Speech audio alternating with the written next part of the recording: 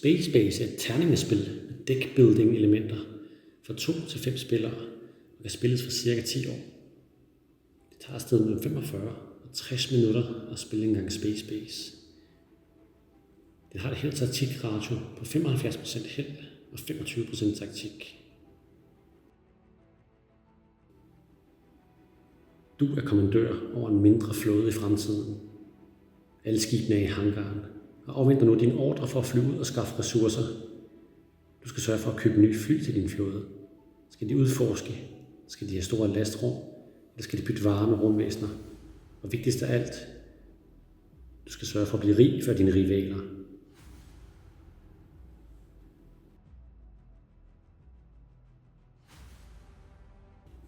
Space Base har ikke nogen samlet plade, men alle spillerne har hver sådan en lang hangar, hvor alle deres skib skal være. Når man starter med at spille, så skal man først finde en farve. Der er maks 5 forskellige farver her. Når du først har fundet den farve, du skal være, så skal du sørge for at lægge alle dine fly ud i hangaren. Og ved hjørnet af alle flyene står et tal, som passer til det tal, der står nede på pladen. Så 1'eren skal ligge 1, 2'eren skal ligge 2, 3'eren skal ligge 3, og så videre. Indtil du har lagt alle dine 12 fly ud. Det er din startflåde. Derefter skal hver eneste spiller have en af de her små farvede terninger. En grøn, en gul og en blå. Den blå, det tæller sejrspring og starter på 0. Hver gang du får sejrspring, så går den 1 op. Den grønne er indkomst. Den ligger du også i 0 fra start. Til sidst er der dine penge, som starter på 5. Derefter skal alle spillere have en fly, der er lidt speciel. Så man finder den bunke, der hedder nummer 1 fly. Så trækker alle et tilfældigt fly, som de skal købe. Prisen for flyet står oppe i hjørnet med guldmønten, og det antal skal de så trække fra. Her er det så 3 for de fly, de køber. Og ved den anden side er der et tal på, hvorhenne i din flåde det her skib skal være. Det her vil så være på plads nummer 11. Så vi skal raketvejen ned, finde plads nummer 11. Når man får et nyt skib, så skal man udskifte det gamle, og sørge for, at det andet kommer på hovedet op i toppen. Så det stikker op med den røde. Alle de blå effekter på skibene er det, der sker på din egen tur. Og det, der står på hovedet med rød, er det, der sker, når de andre spillere har tur. Til sidst skal man finde, hvem der starter. Den, der starter, er den spiller, som har det fly i sin flåde heroppe i toppen, som er højst.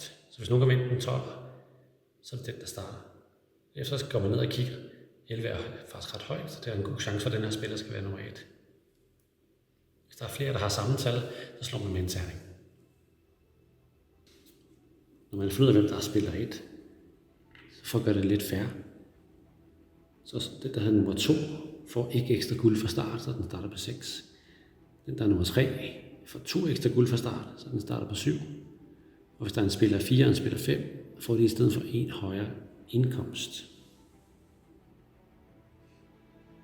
Det sidste, man skal gøre, før spillet starter, det er at finde de fly, der hedder 1, 2 og 3, og sørge for at lægge 6 fly ud af hver, så der er 6 fly med nummer 1, 6 fly med nummer 2 og 6 fly med nummer 3, der ligger parat til at blive købt. Derudover er der også de her lidt specielle fly, som man også lægger ud. Der er faktisk 12, som alle sammen skal lægges ud i en lang række, så alle spillerne kan se dem. Så er man parat til at spille. Når det er din tur, så tager du de 2 terninger og slår med dem. Det resultat, du så har, betyder, at du enten kan bruge det som det samlede slag, her som er 6, hvilket betyder, at du kigger på den plads, der hedder nummer 6, og ser, hvad du kan få ud af det. Du kan dog også vælge, om du skal bruge slagene individuelt, så du både kan tage det som en 1'er og en 5'er, og så kigger du på 1'eren og 5'eren og ser, hvad du får ud af dem. Alle de blå effekter på din fly er det, der sker i din egen runde.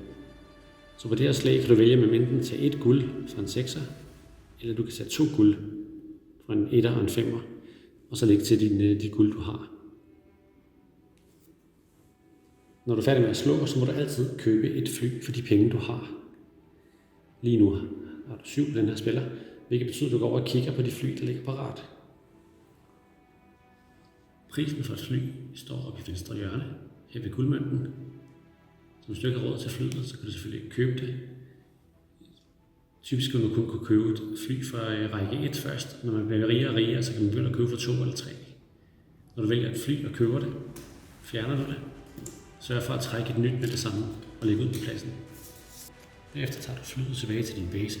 Kigger op i hjørnet. Det kostede 2. Men til gengæld så har det plads nummer 3. Så du finder plads nummer 3. Og sørg for også her at lægge det, og så vende det kort, der var i forvejen.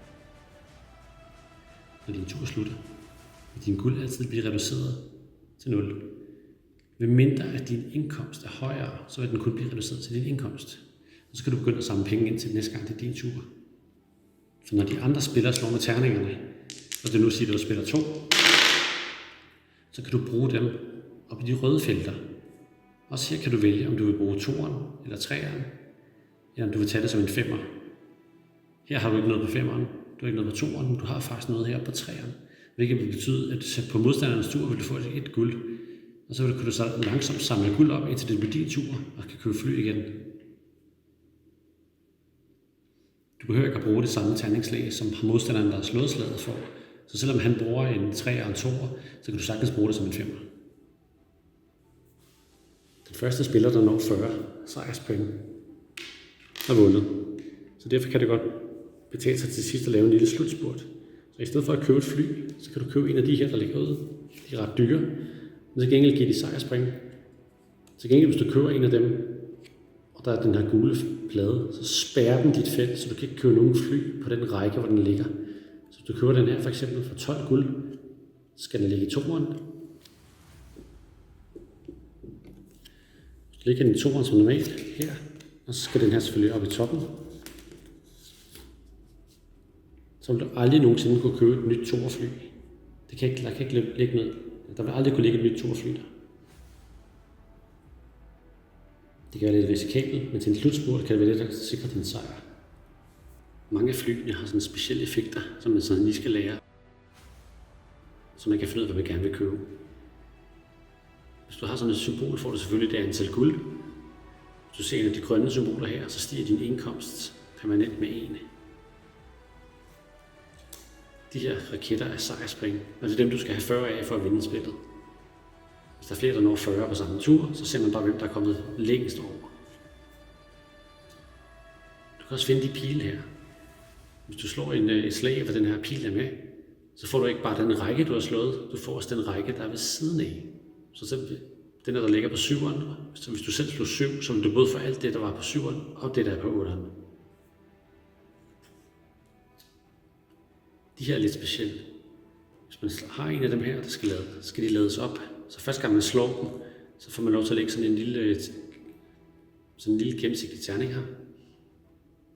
Og når der ligger en terning på den, så kan du vælge, hvornår du vil bruge den effekt, der er nede under. Og den kan godt vente fra tur til tur. Den her effekt er, at når du slår 2 terninger, så kan du vælge at sige, at slaget var 1 højere. Så hvis du slår en 7, kan du sige, at det var en 8, og så bruger du den kube, der ligger der.